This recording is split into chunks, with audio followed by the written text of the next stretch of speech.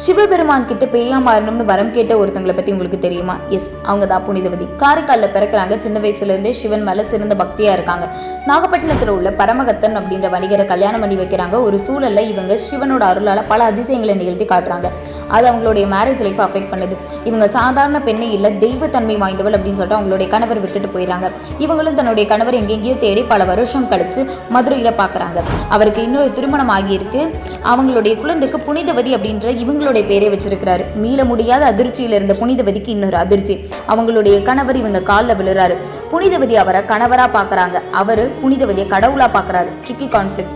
அவரோட விவாதிக்கிறதுல அர்த்தம் இல்ல, என் உடலாலையும் அழகாலையும் எந்த ஒரு பயணம் இல்லைன்னு சொல்லிட்டு பேய் வரம்பையினம் சிவன் கிட்ட வேண்டிக்கிறாங்க. சிவனும் அதை கொடுக்குறாரு.